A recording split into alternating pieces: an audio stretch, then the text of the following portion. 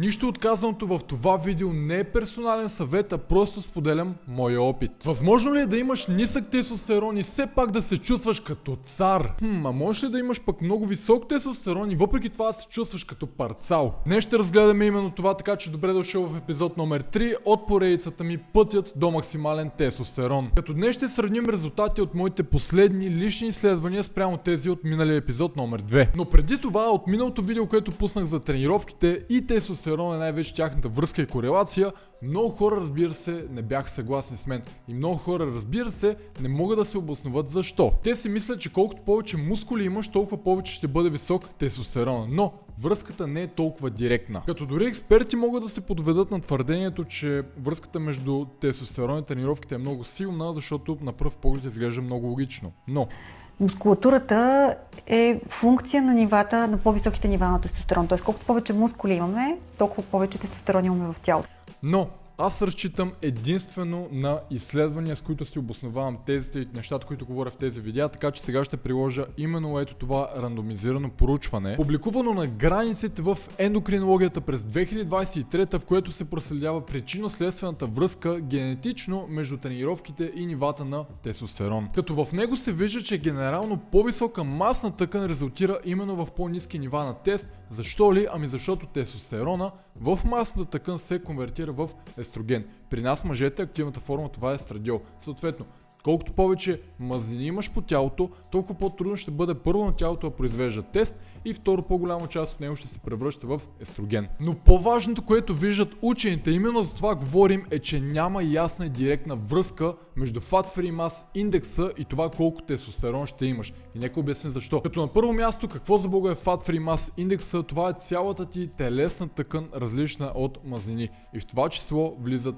кости, мускули, стави, сухожилия, органи. Всичко без мазнините. Тоест, ако ти си 100 кг на 20% подкожни мазнини, твоя Fat Free Mass индекс ще бъде 80. И в случая колко Fat Free Mass имаш се регулира най-вече от това колко мускулна маса имаш. И това изследване, което е напълно рандомизирано, показва, че на генетично ниво няма връзка между това колко мускулна маса имаш, разбираме Fat Free Mass индекса, и това колко ти е тестостерона. И това прави много логика, защото ако беше така, именно тези пичове, които бяха най-назобани, най-яки, най-мускулести, имат най-добри тела, те щяха да имат най-много тест. Но това просто не е реалността, защото един нормален мъж, който има здравословен процент подкожни мазнини, има брутално ефективна сутрешна вечерна рутина, начин по който се храни, оптимизация на съня и всичко това, и менежиране на стреса най-вече, може да има много повече тестостерон от един мъж, който по цял ден блъска в залата и просто изглежда добре. Като до момента, който не е разбрал, в моя канал не говоря аз, а говоря аз чрез изследванията, които ви прилагам, и всички, които в миналото видео казваха, че не съм си подкрепил фактите, ето всичко, тук го поставям на място, ще има в описанието,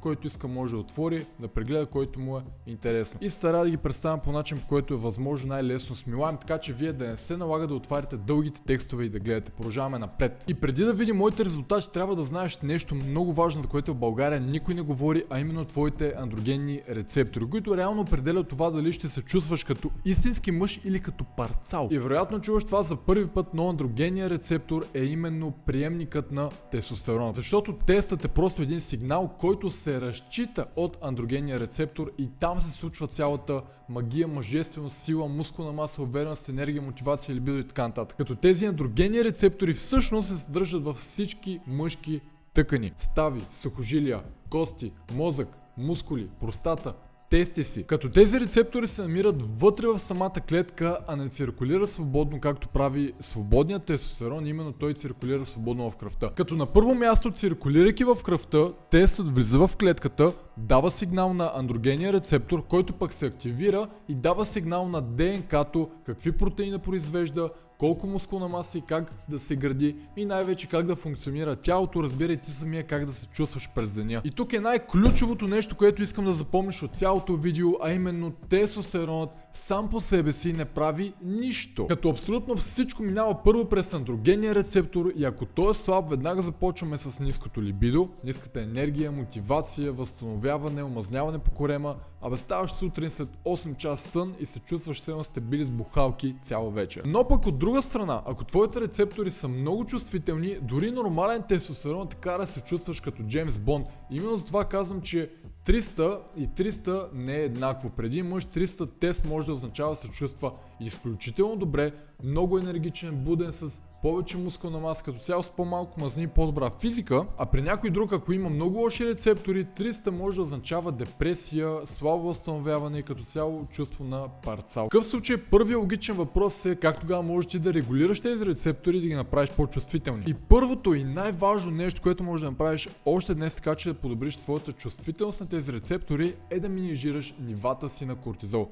Най-често наричан хормон на стреса. И ако този хормон е хронично завишен, той се конкурира с тестостерона, най-вече с андрогеновите рецептори и съответно андрогеновия рецептор губи своята чувствителност. Като вече редица изследвания показват, че за да може кортизол да свърши нужната работа в тялото, той се закача за глюкокортикоидния рецептор, който е нещо подобно на андрогенния рецептор за теста. И всъщност точно тук е проблема, че глюкокортикоидния рецептор и андрогенния рецептор взаимно си пречат. Тоест, ако имаш някакви кратки пикове на кортизола, това по никакъв начин не ти пречи на твоята андрогенна чувствителност, но ако имаш хронично висок стрес, хронично висок кортизол, това директно ти потиска мъжествеността и как се чувстваш, не толкова защото ти пада самия тестостерон, а по-скоро защото андрогенната функция спада и твоята чувствителност към този тестостерон намалява значително. Което пък за щастие показва, че ако се минимизирам нивата на кортизол и като цяло стреса през деня, мога да се чувствам много по-енергичен, бодър, мъжествен, силен, уверен, да изглеждам по-добре,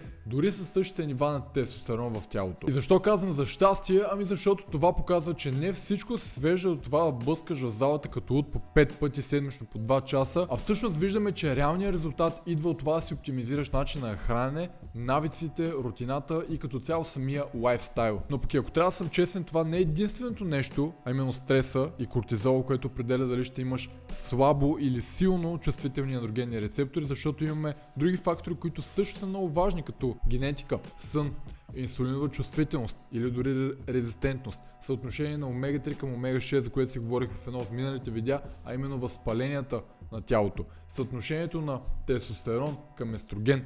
Всички тези неща също са много важни, както и дори витамин D и цинк, наличието на витамин D и цинк в тялото ти, но това е много подробна тема, за която не знам дали ще успея да се меся само в един епизод или може би ще трябва да направя цяла поредица. И преди да премина към моите лични резултати, искам да ви разкажа една лична история. Миналата година, 2024, 18 декември, аз и няколко мои близки приятели дарихме средства, за да може да закупим топли дрежки за деца от бедните райони на България. Съответно тогава събрахме за 30-40 дрехи, мисля, че дори не бяха комплект, като ето тук някъде ще прекача снимка. И тогава видях, че ако съберем група от адекватни хора, реално може да направим някаква промяна, може да направим нещо хубаво за някой друг, който наистина има нужда, защото аз тогава се убедих, че какво да подарявам на моите близки, роднини, приятели и тем подобни, които вече имат всичко. Имат подслон на главата, имат храна, имат семейство, близки,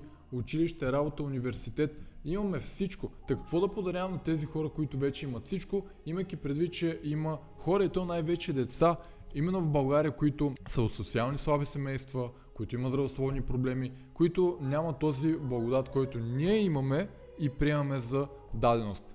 Тази година аз и мои близки приятели Димитър, Михаил, Данчо организираме нова благотворителна кампания, която дори в момента тече, докато записвам този видеоклип, чиято една и единствена цел ще бъде да облечем с топли зимни дрехи деца от бедните райони на България, които именно имат най-голяма нужда. След което като вземем дрехите, ще се организираме и ние лично на място ще отидем да доставим тези дрехи до дечицата, които наистина имат нужда, и цялото нещо ще го документираме и ще запишем на YouTube видеоклип, който ще бъде качен в този канал. И най-вече искам да изкажа благодарност на Бог, че ме свърза с нужните хора, които да им помогнат да организираме тази благотворителност и да помогнем на деца, които наистина имат нужда от това, защото ако се замислиш, всичко, което получаваме като подаръци за нас е просто глезотия, приемаме го за даденост, трябва живота не би ни се променил, но има там едно дете, в един друг тотално забравен от модерния човек свят, което наистина има нужда. И именно наша мисия да помогнем,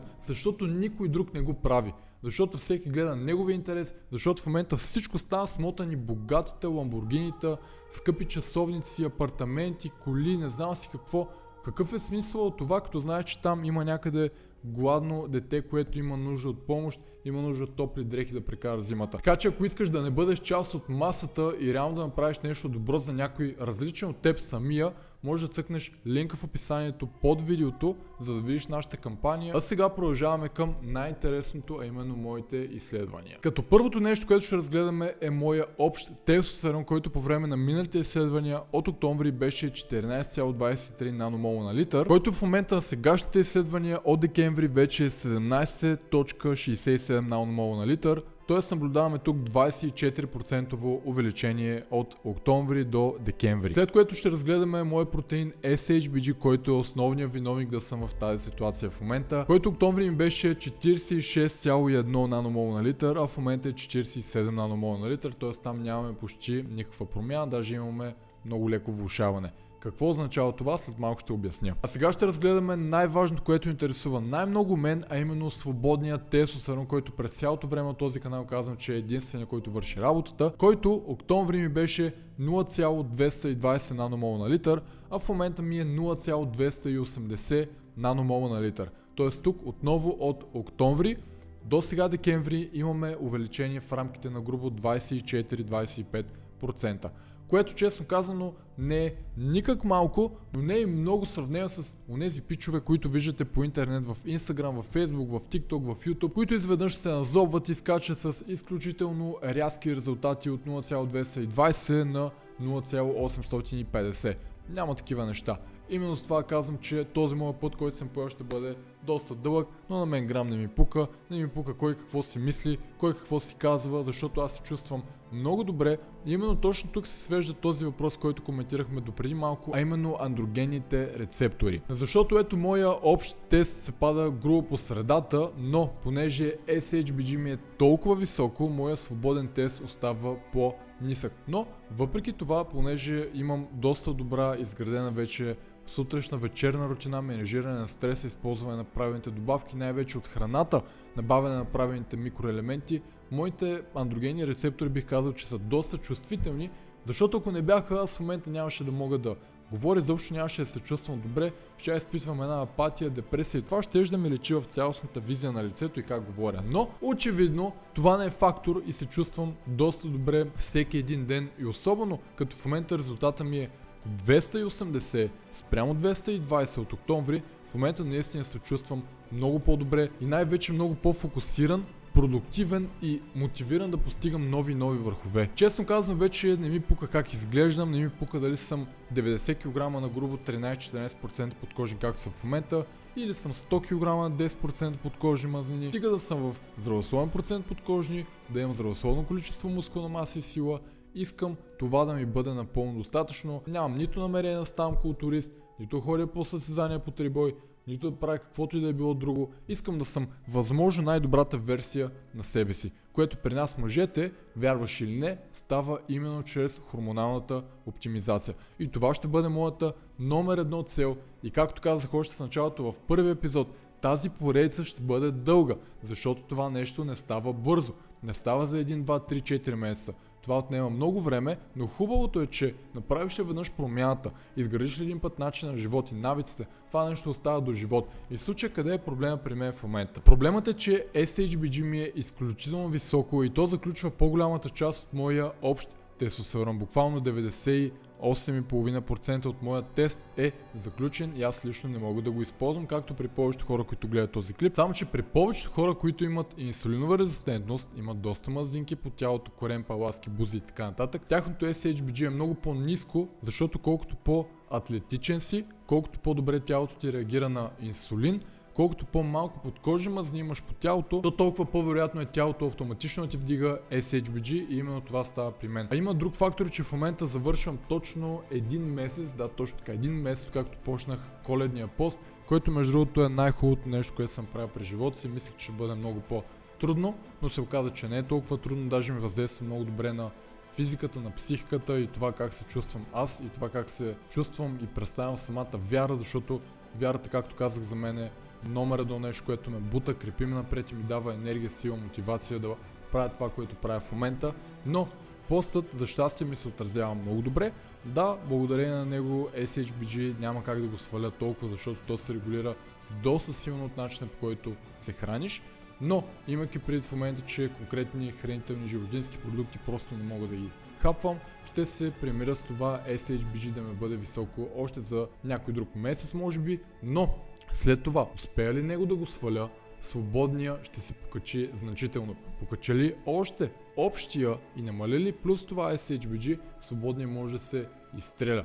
И да, със сигурност няма да стигне като тези назобани фитнес батки инфлуенсъри 1000, 1500, 2000, но ако стигна от 220 на 500, 550, 600 напълно натурално, без значение дали ще ми отнеме половин, една или 2 години, не ми пука, аз ще го направя цялото нещо, тук ще го документирам и ще го кача под формата на тази поредица, която правя в момента. Така че ако и ти искаш по-добра хормонална среда, за да може най-вече се чувстваш енергичен, мъжествен, като мъжа, който си бил на 20-25 години, то тогава можеш да попълниш краткия въпросник в описанието под видеото, който отнема буквално 30 секунди, за да видя дали мога да ти съдействам. А сега в коментарите можеш да напишеш на каква тема искаш да бъде следващото видео. Аз бях Алекс, надявам се това беше максимално полезно за теб, абонирай се за канала, чао от мен!